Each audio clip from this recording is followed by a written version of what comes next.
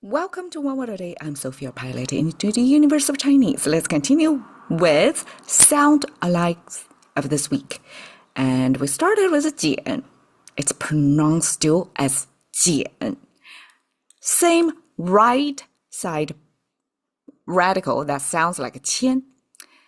And the left side is our hand symbol. Now we know, if you follow the past few days, this qian is about restricting. It's ancient collective decision-making process, let's say. This roof represent an institution or gathering of people under one roof. And then two mouses representing different opinions, conflicting ideas. And then the two-person symbol at the bottom means follow. So that's the result. Once it's debated out and unity was, or union, same voice, same ideas come to after the compromise debate, right? Then people would follow whatever was established, the way to go about it. So that was an ancient collective law making process, eventually representing restricting. And you can see how it was simplified over the time. 2,000 years ago, and this is probably like 1,500 years ago, and this is contemporary, like less than 100 years ago, actually, after the simplification. So together, this restricting paired with a hand symbol, and you can see ancient hand symbol was this 5-finger hand symbol, got simplified into this. And quite some differences, right? Instead of writing this curve like a little concave shapes, it flattened out. And this is diagonalized. So when you see diagonalized, that means it's facilitating how to write it. We not only finish the left side, oftentimes this hand symbol was put on the left, and this is the last stroke it goes with. It starts with horizontal, vertical, right? And then you see this hook because it needs to jump to here. And then from this, it goes top, pointing toward the top of the right, because another part of the character, not a radical, is going to start mostly writing from top down. So all this design, there's a flow, this direction pointing related to writing. So that's why it's simplified into this 5-finger hand symbol. You have to draw so hard. Was simplified into this more streamlined efficiency writing icons. Okay, so with hand, you're restricting something. To get it up means pick.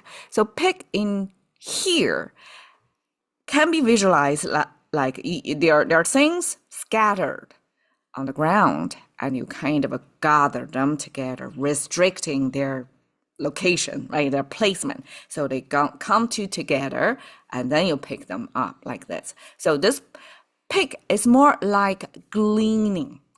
Picture after post-harvest gleaning, whatever the initial harvest gone through, which was a kind of a running against time because you only have a very short time window to harvest. You have leftovers still in a farm field. And so people go out and start to pick, all these scattered around. So this character, this restricting, like try to collect all this together and picking up from the farm field, can be applied to this last bits of harvesting practice. All right, so 减漏. Low means leaking roof mostly. It's paired with water, with rain, right? So it's leaky roof situation. Here, what do you mean? Pick leaky roof? Doesn't make sense, right? So this low actually is a Chinese shorthand to mean majority of the saying was captured by the roof. But a few tiny spots was leaking. So it's not a majority, it's a minority, tiny bits that wasn't caught up by the major structure. So we're just using the leaking roof visual comparison to something that's was left over, was not intentionally left over, actually. It was almost like, okay, picture. Well, this was a historical, I don't have time. Okay. Probably 2 generations ago, or probably just 1 generation ago, when China was still very much detached from the world, and the economy was not doing well, and people were starving, things like that. My previous generation, my parents,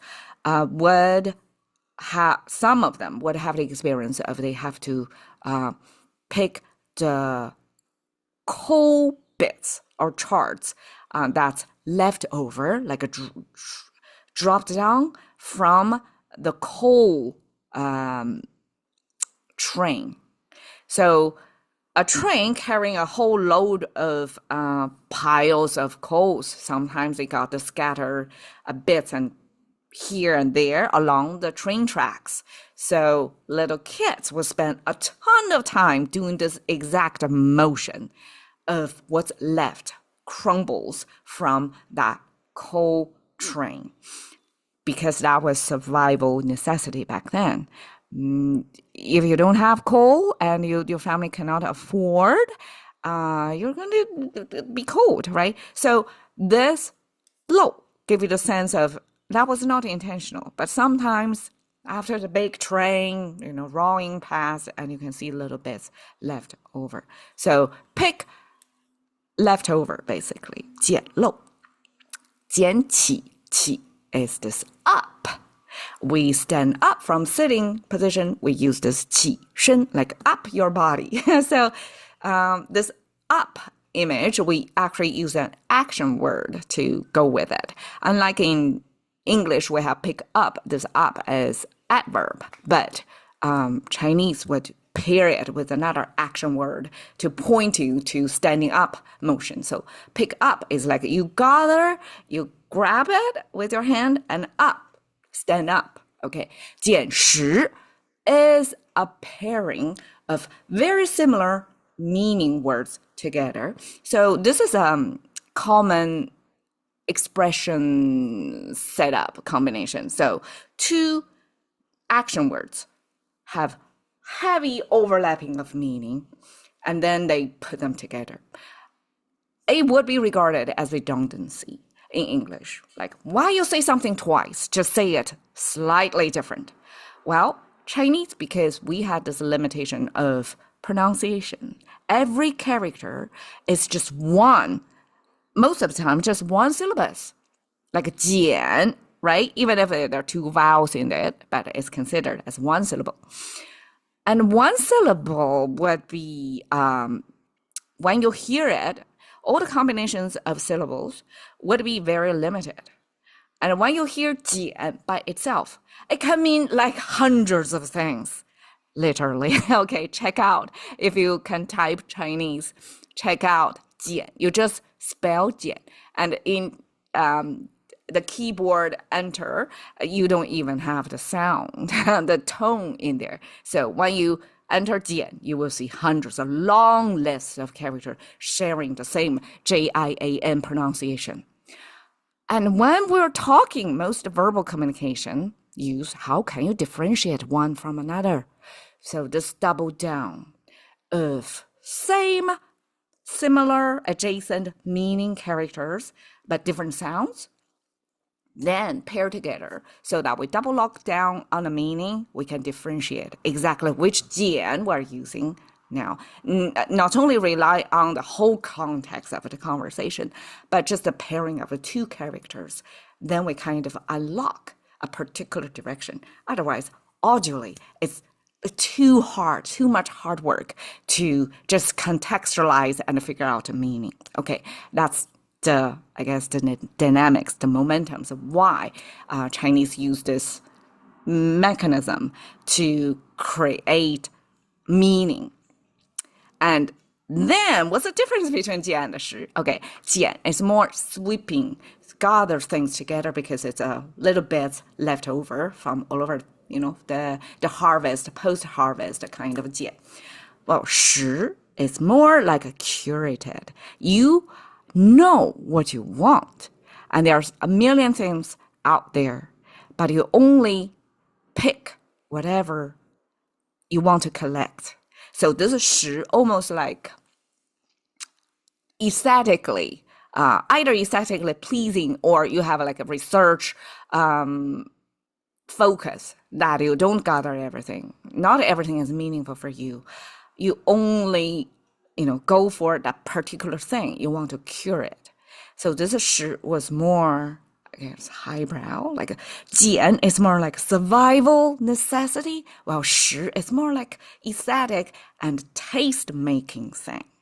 So if you collect coins or stamps, that's more like a 实. All right, so here, jiǎn, pick up from the field. Thank you for your time. See you another day.